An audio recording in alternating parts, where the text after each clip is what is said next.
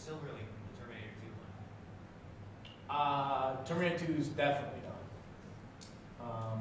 So people are like maybe giveaway or something. I'm not even sure I have the rights to T2 anymore. You know, you only get, when you get a license, you only get it for X amount of time. And it was geared, we basically wanted Terminator 4. They said no. I said, no, really, I want it. And they said, no. I said, no, you give it to me. They said, no. So I called my buddy who worked on T2 and got T2 and said, well, that's what the fans like more anyway. So pretty much too bad. You know, we really wanted to do T4 with it, and they really didn't want to do MINIMATES. So I just called Danny and said, I want to do Terminator 2. How many times have you renewed the Marvel license? We won't say. I've been doing it for a while. We generally, for industry reasons, don't say when a license expires, because kind of like if I said, hey, my Back to the Future license expired, maybe someone wants to run out and start doing DeLoreans or whatever, they would know to call a studio and say, that's the day to call on Chuck's Marvel license, because we can get in there and do figures. But I've had a lot of different deals for Marvel, all worded a little differently. It's changed, expired, it's, you know, I mean, it's got to be my 5th or 6th deal, honestly. Not counting variations within the deal, you know, like if they had a movie or I get like, we've got weird stuff in our Marvel lights we haven't even done yet that wouldn't relate to MINIMATES at all, but just stuff that they're like, hey, can you, man, we'll try and maybe do that someday. So there's all sorts of weird stuff going on in Marvel. It's been a long time. Want a battle piece? I do. Okay. Let's do this right there. Yeah. Any chance the DC remake is coming back? Tell them, guys. No. Go talk to DC Direct, George Brewer. It's not us. That's what they. You know what? I can't even answer that anymore. They ask CST. I'd love to. We do it anytime. We've asked a million times. I'm tired of asking. They're not interested in doing them. They did them themselves last time.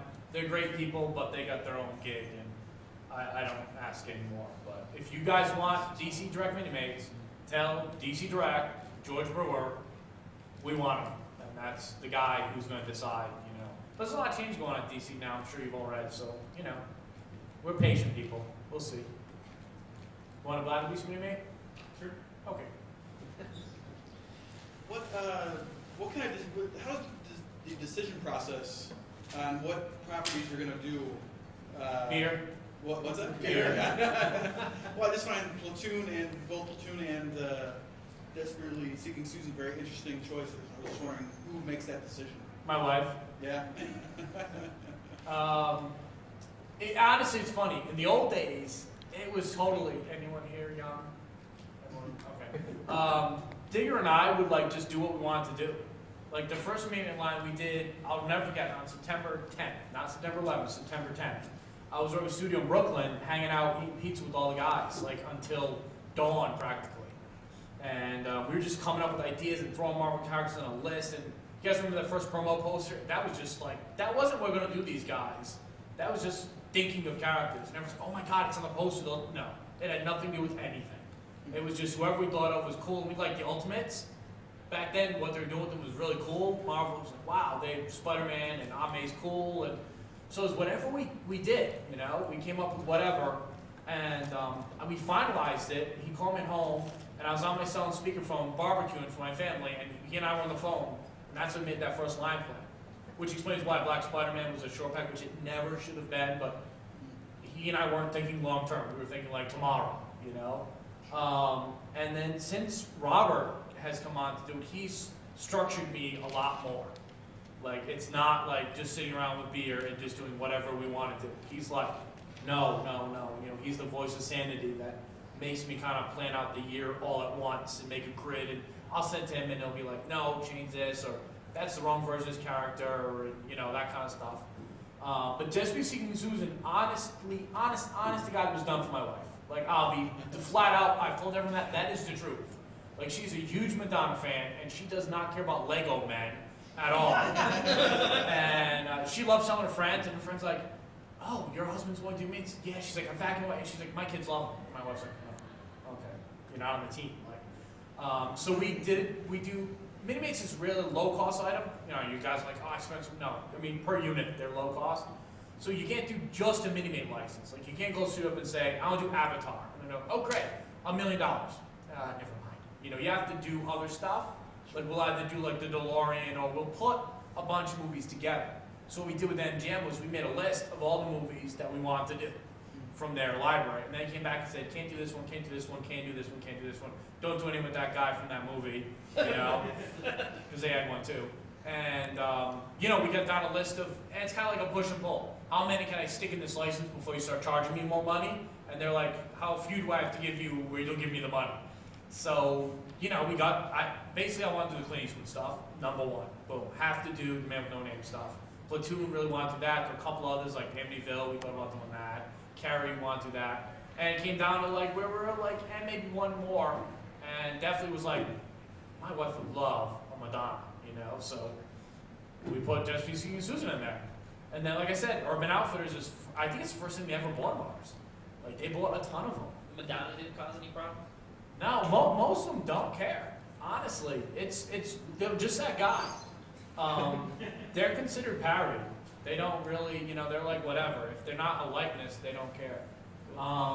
We got told at one point, don't mess with Winona Ryder.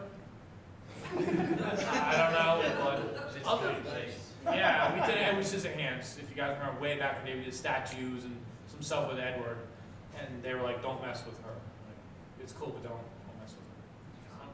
Give her a bag. Steal some stuff." So no Beetlejuice then? It's, you know, we've done a lot of famous actors like Clint Eastwood that's never been done as a figure. So you know, you never know. But that's one they were kind of like, you know, stay clear. Over there, he has a mask. Along the same lines, like within the different sets, how do you determine which variants you end up doing?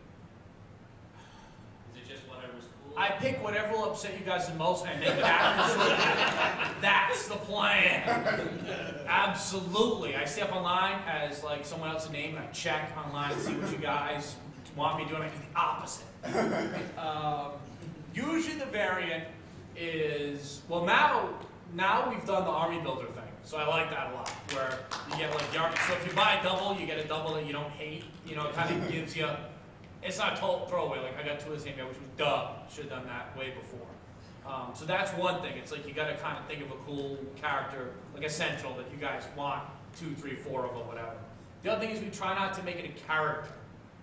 It's got to be a variation of a character, but not a character. So we don't want you to have to go around and hunt for one that's really hard to get that's a character. So we'll do a variation, like costume change, battle damages we're famous for.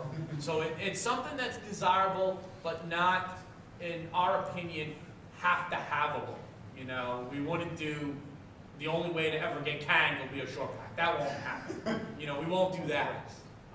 That's kind of the thinking, and then a lot of the methodology now is combining the exclusive sets, the specialty market, and Toys R Us to build upon that. So if you go buy a set from Action Figure Express, you got to go to Toys R Us to get the other 2 characters, and then the other 2 characters in comic stores. So whenever I was freaking out about Secret Wars, I kept saying, no, the poll was what's in the set. It doesn't mean we're never going to do Mohawk Storm.